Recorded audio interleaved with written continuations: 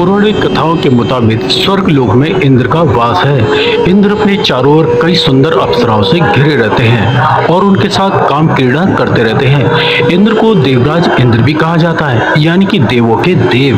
फिर भी इंद्र की पूजा नहीं की जाती। इनके कई कारण हैं। इंद्र कभी खुद को काम वासना से मुक्त नहीं कर पाए।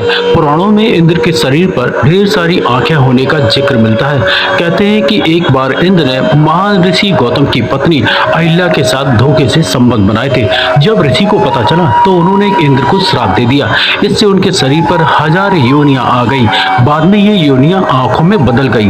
ब्रह्मा, वितर्क और पद्म पुराण के मुताबिक एक बार इंद्र भ्रमण पर निकले। आसमान से उनकी नजर जंगल में बने एक ऋषि की कुटिया पर पड़ी। उस कुटिया में उन्होंने एक बहुत ही सुंदर स्त्री को देखा। इंद्र उस महिला को देखकर मोहित हो गए। उनसे रहा नहीं गया।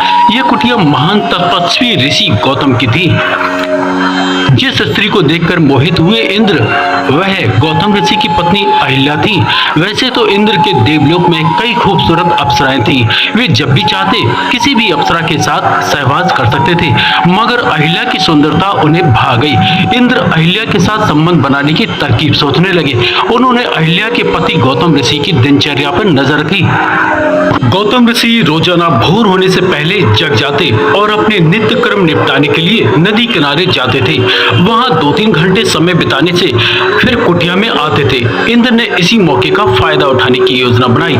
एक रात गौतम ऋषि और अहिल्या सो रहे थे। फिर कुछ समय बाद इंद्र ने अपनी शक्ति से भोर होने का कृत्रिम आवरण बना लिया। ऋषि गौतम को लगा कि सुबह होने को है। वे रोजाना की तरह उठ गए और नित्य कर्म के लिए निकल पड़े। इंद्र ने गौतम ऋषि का भेष धारण किया और कुटिया में प्रवेश किया।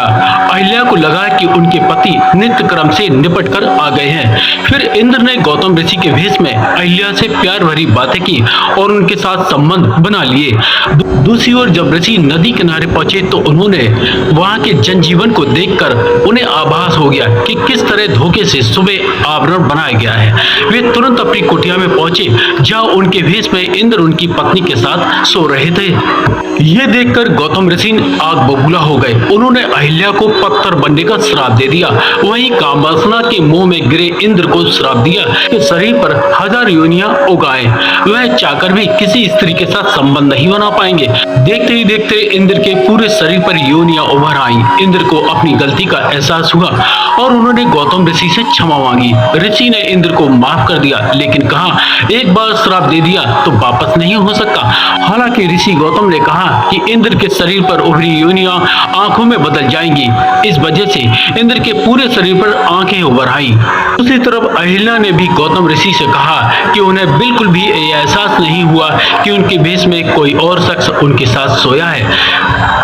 इसमें उनकी कोई गलती नहीं है। इसके मन में छल की कोई भावना नहीं है। गौतम ऋषि ने अहिल्या को वरदान दिया कि कालांतर में भगवान विष्णु का अवतार तुम्हारे पास आएगा और उसे छूने से तुम फिर से जैसी की तैसी बन जाओगी।